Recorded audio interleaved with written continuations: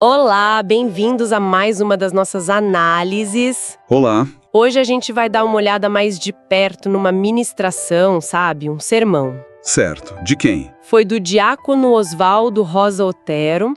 Isso aconteceu lá na Igreja Evangélica Pentecostal Liberdade em Cristo e a data é 12 de agosto de 2025. Entendi. E qual foi o tema principal? Olha, girou em torno de 3 palavras-chave: provação, providência e propósito. Interessante. Os 3 P's. Exato. E para ilustrar tudo isso, a base foi a história do nascimento de Moisés, lá no livro de Êxodo. Clássico. Uma história poderosa para esses temas. Sem dúvida. Então, o nosso objetivo aqui é meio que desembrulhar essa mensagem, sabe? Ver os pontos principais, as ideias-chave e como ele conectou essa coisa da aprovação com a providência e o propósito. Certo. Explorar as conexões que ele fez. Isso. E antes da gente mergulhar de cabeça nisso, só um relembrete rápido, tá? Para quem acompanha e curte essas nossas explorações. Sim. Considera se inscrever aqui no canal, deixar um gostei. Ajuda bastante a gente a alcançar mais pessoas que se interessam por esse tipo de análise. Com certeza. É um apoio importante. Bom, então vamos lá. Como eu disse, o ponto de partida foi Êxodo 1. Certo. Contexto ali no Egito. Isso. A situação era tensa, para dizer o mínimo. Os israelitas estavam crescendo muito em número. O que começou a preocupar o faraó, né? Exatamente. Medo de rebelião, perda de controle. E a reação dele foi, bom, opressão. Trabalho forçado, condições cada vez piores. E a coisa escalou, né? Até chegar naquele decreto terrível, a ordem para matar todos os bebês meninos dos hebreus. Nossa, é um cenário de puro terror e desesperança. Total. E é nesse clima, nesse beco sem saída aparente, que Moisés nasce. A pregação deu muita ênfase a esse ambiente pesado. Imagino que aí entra o primeiro P, aprovação. Exatamente. A ministração deve ter conectado essa opressão toda não como um castigo direto, talvez, mas como uma prova. Isso, foi por aí. A ideia é de um teste, sabe? Uma forma de refinar a fé, talvez. O diácono Otero citou Romanos capítulo 5. Assim, aquela parte que fala que a tribulação produz perseverança. Isso. Perseverança gera experiência, um caráter aprovado, e isso leva à esperança. Faz sentido. É uma leitura clássica dessa passagem em contextos de sofrimento. E ele complementou com outra referência, né? Sim, ele mencionou 1 Pedro capítulo 1, versículo 6, se não me engano. Isso mesmo. Ali tem aquela comparação da fé provada com o ouro refinado no fogo. Que fica mais puro, mais valioso depois do processo. Exato. Então a aprovação, nessa visão, não é só algo ruim. Teria um potencial de transformação, de fortalecer... Mas olha que interessante, ele fez uma distinção importante. Qual? Ele disse que nem toda dificuldade é automaticamente uma aprovação divina nesse sentido. Ah, interessante. Como assim? Ele levantou o ponto de que muitas vezes a gente passa por problemas que são, consequência das nossas próprias escolhas erradas. Ah, sim. A lei da semeadura e da colheita. Exato. Ele até citou Gálatas 6:7, aquilo que o homem semear, isso também ceifará. Então ele diferencia a provação, que viria de fora ou teria um propósito divino, das consequências dos nossos atos. Isso. E ele usou essa diferença para voltar para o caso dos israelitas no Egito. Para argumentar que a situação deles ali, em Êxodo 1, seria mesmo uma provação. Pelo raciocínio da ministração, sim. Que, naquele momento específico, eles não estavam sofrendo por causa de um pecado coletivo recente ou uma decisão errada deles. Entendi. Então seria um cenário preparado para uma intervenção, para algo maior acontecer. Exato. Preparando o terreno para o próximo tema, né? A providência. Certo.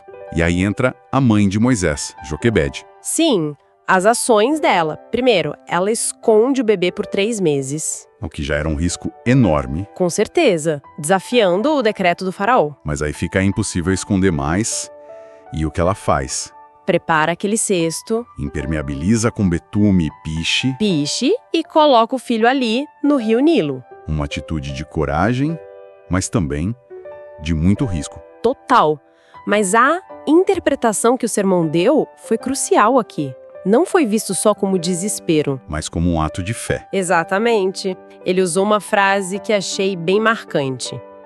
É diferente quando a pessoa abandona do que quando a pessoa coloca nas mãos do Senhor. Forte essa colocação.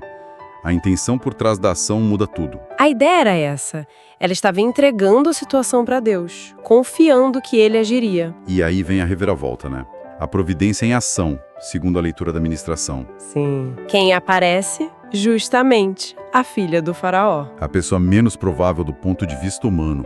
Parte da casa do inimigo, por assim dizer. E ela vê o cesto, ouve o choro, percebe que é um menino hebreu. E, em vez de cumprir a ordem do pai, ela sente compaixão. E nesse momento, a irmã de Moisés, Miriam, que estava ali de olho, Esperta, Miriam. muito, ela se aproxima e oferece. Quer que eu chame uma ama das hebreias para criar um menino para a senhora? Que ousadia e que timing perfeito. E a princesa aceita. E Miriam chama quem? A própria mãe deles. Nossa, é uma ironia incrível. A mãe sendo paga com o dinheiro do palácio Para cuidar do próprio filho que deveria ter sido morto por ordem daquele palácio. O sermão destacou muito isso. E aí imagino que ele tenha conectado com Romanos 8:28. Na mosca. Sabemos que todas as coisas contribuem juntamente para o bem daqueles que amam a Deus. E daqueles que são chamados segundo o seu propósito. Essa segunda parte é chave, né? Foi muito enfatizada. Não é só amar a Deus de forma passiva, mas estar alinhado com o propósito dele. A providência agindo para quem está nesse caminho do propósito. Faz sentido na lógica da mensagem. E para ilustrar essa ideia de Deus agindo de formas inesperadas, ele contou uma história pessoal. Ah, gosto quando trazem experiências vividas. Sim, ele falou de um colega de trabalho antigo, um senhor que se dizia ateu. Certo. E esse colega vivia desafiando a fé dele, sabe? Trazendo explicações científicas para milagres da Bíblia. Tipo, Ele deu exemplo das codornizes que alimentaram os israelitas no deserto. O colega explicava que era um fenômeno natural, ventos que traziam as aves cansadas. ah, sim, já ouvi essa explicação. E qual foi a reação do diácono? Ele disse que respondeu algo como: agora eu sou mais crente ainda. Por quê? Porque na visão dele, que maravilha! Justo na hora que o povo estava precisando, esse fenômeno criado por Deus aconteceu para abençoar aquele povo. Entendi. Vendo a mão de Deus até na orquestração do natural, no momento certo. É uma perspectiva. Mas a história principal com esse colega foi outra. Envolveu o cunhado do diácono. Certo, o que aconteceu? O cunhado tinha um pequeno negócio, alugava material para festa e dependia muito de um caminhão. E o caminhão deu problema. Pior, o motor fundiu. E ele não tinha dinheiro para consertar nem para comprar o outro. Ficou sem poder trabalhar. Nossa, que situação difícil. O diácono estava se sentindo mal por não poder ajudar. Um dia desabafou com esse colega ateu. O colega insistiu para saber o que era. E aí? Aí o colega solta essa. Olha, você não pode ajudar, mas você não sabe quem pode. Procura quem pode. Enigmático. E então, o próprio colega se ofereceu. Mandou o diácono falar para o cunhado procurar um caminhão que servisse, negociar e trazer o preço para ele. O colega ateu se ofereceu para comprar o caminhão pro cunhado. Exatamente. O cunhado achou um, na época custava uns 7 mil reais, algo assim. Que era bastante dinheiro. Sim. E o colega foi lá, pagou à vista e disse para o cunhado ir pagando de volta como e quando pudesse, sem pressão. Uau, que história! E como isso se conecta com a providência? Totalmente. O diácono usou isso para mostrar Deus agindo através de quem menos se espera. Através de alguém que nem compartilhava da mesma fé, que até a questionava. Isso. Um paralelo direto com a filha do faraó, que era parte do sistema opressor, mas foi o instrumento para salvar Moisés. Faz sentido. Ele chegou a dizer algo como Deus usar até os inimigos. Exato. A frase foi algo como: Deus muitas vezes usa os nossos inimigos para nos abençoar. Essa história pessoal deu muita força para essa ideia. O que é fascinante aqui é como essa anedota pessoal realmente amarra o conceito de providência que estava sendo exposto na ministração. E aí, naturalmente, a gente chega no terceiro P, o propósito. A conexão final.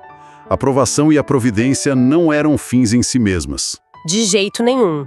Segundo o sermão, tudo isso servia a um objetivo maior. Moisés não foi só salvo da morte por um triz. Ele foi preservado e posicionado, criado no palácio. Exatamente.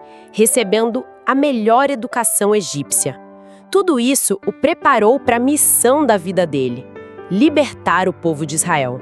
Então, a provação inicial e a providência no resgate faziam parte de um plano de longo prazo. Isso, como o diácono disse, Deus não apenas preserva a vida, Ele vai muito além daquilo que nós imaginamos. Aquele cestinho no Nilo era só o começo. E a mensagem deve ter enfatizado a confiança nesse propósito, mesmo sem entender tudo na hora, né? Com certeza.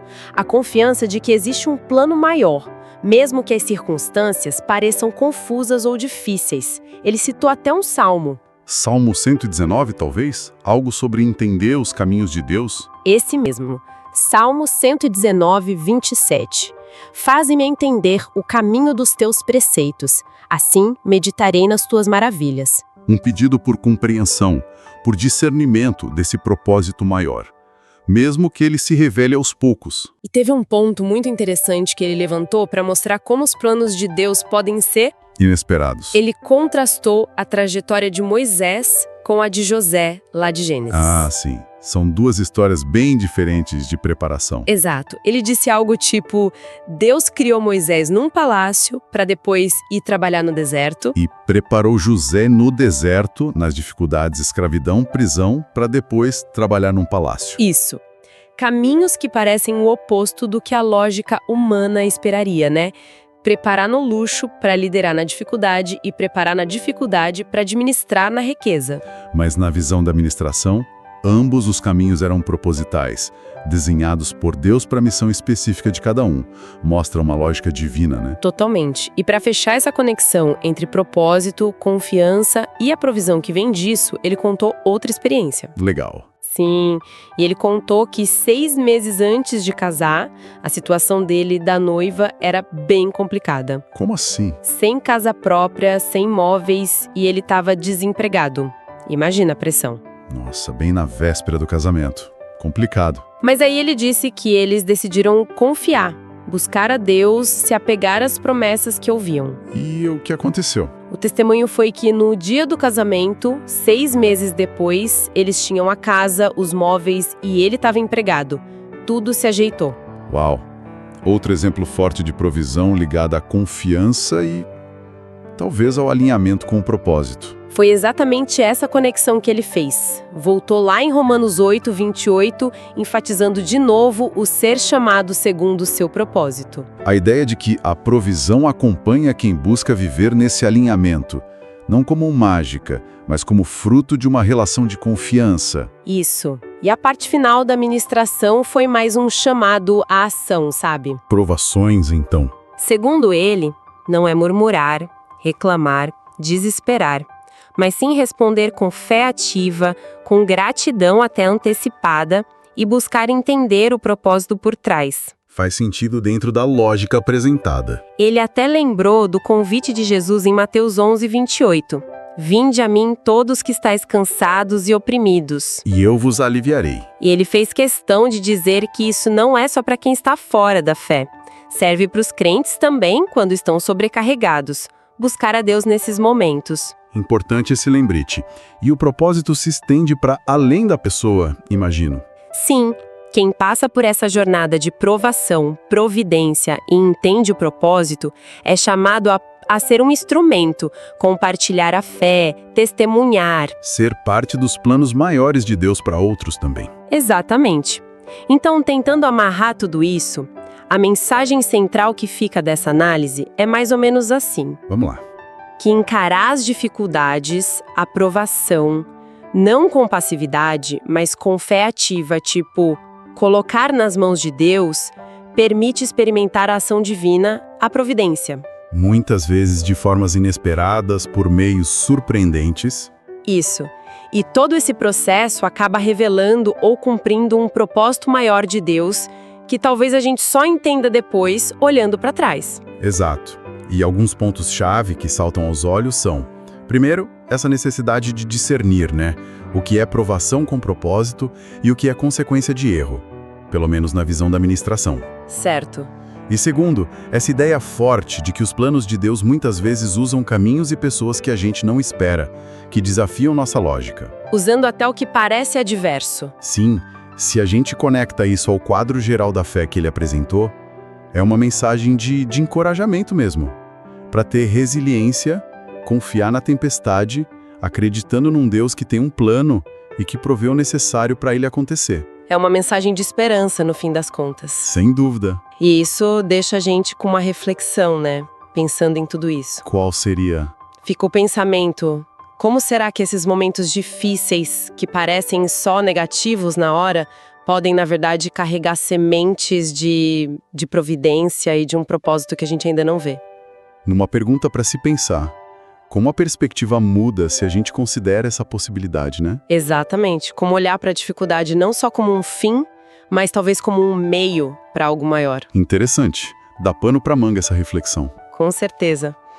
Bom, por hoje, acho que exploramos bem os pontos principais dessa ministração. Foi uma boa análise dos 3 P's. Querendo Deus, voltaremos em breve com mais análises.